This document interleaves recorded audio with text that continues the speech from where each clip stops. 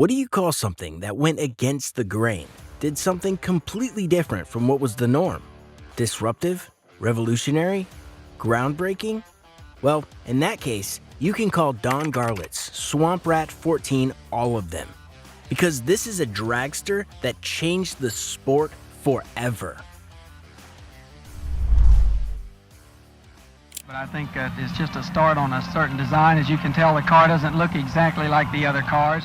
Before diving into what is arguably the greatest creation of the man simply known as Big Daddy to his rivals, let us take a look at this legendary racer's life.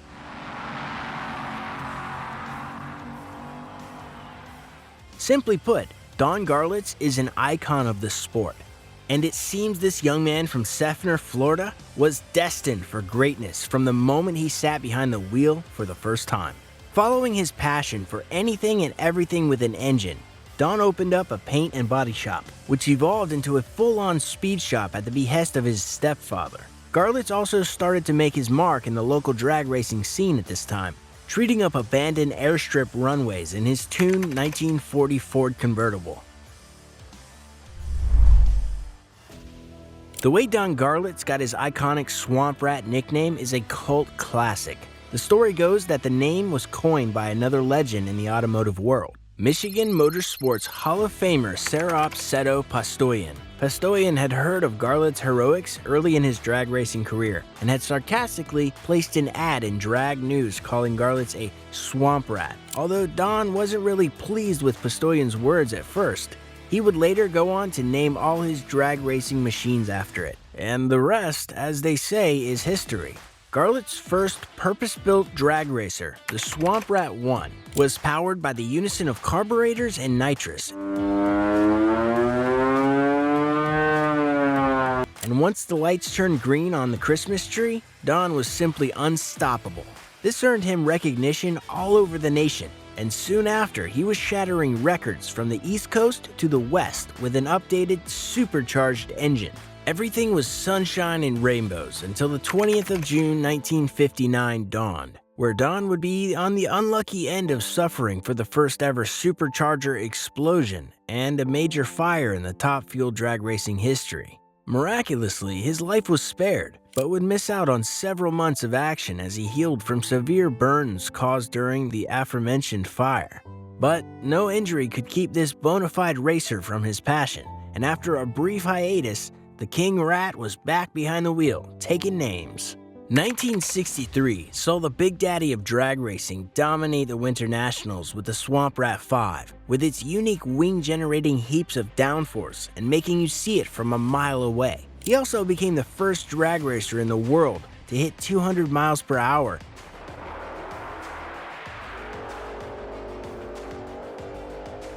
As recognized by the NHRA, covering a quarter mile in just 7.78 seconds at 201.34 miles per hour.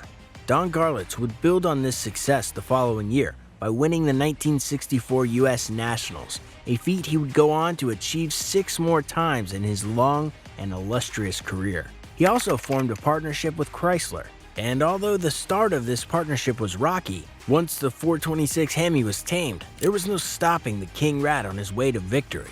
Garlits was also the first to introduce the 2-speed transmission into the world of top fuel dragsters, which is also remarkable by itself, but his greatest hit was still a few years away.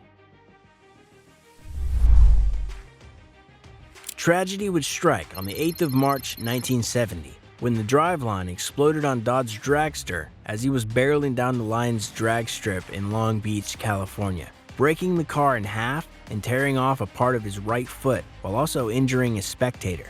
But as they say, every cloud has a silver lining, and while he was at the hospital recovering from his injuries, Don would draw up the concept of the car that would change drag racing forever: the rear-engined Swamp Rat IR. When this iteration of the Swamp Rat rolled around at the 1971 Winter Nationals, the American top fuel dragster scene had never seen anything like it. It was the class of the field at the event, and would directly lead to front-engine slingshot dragsters being completely obsolete by 1973. Don blamed the front engine design of the dragsters at the time for his gruesome injuries and set out to make a car that was both safer and gave him the upper hand in terms of performance. When word first got out that Don was experimenting with a rear engine design, people ridiculed him and called him a lunatic, as although the concept had been around for a while, no racer had been able to tame the scary handling characteristics of a rear engine top-fueled dragster. The King Rat was undeterred, and he set out on his quest to make the doubters eat their words. Garlits joined forces with two other legends, Tom Lemons and Connie Swingle.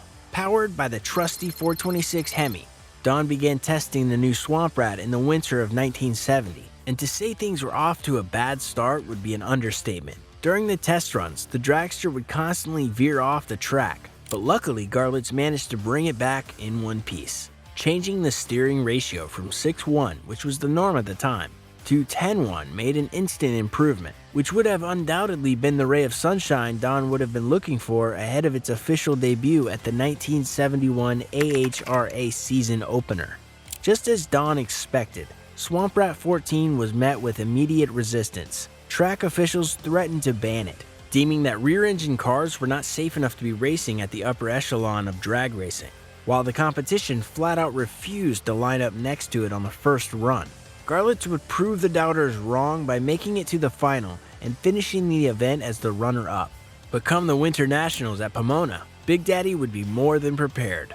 Qualifying ninth certainly wouldn't have been the start he was looking for. He would slowly pick off the competitors one by one on his way to the top. He would beat Carl Olsen with a 6.72 quarter mile on his way to the semifinals, where he would vanquish Jum Dunn with an even more impressive 6.70. Don's final showdown at the Winter Nationals was against Kenny Safford and Larry Bauer's top-fuel dragster, but the challenger was unable to make it after a late issue.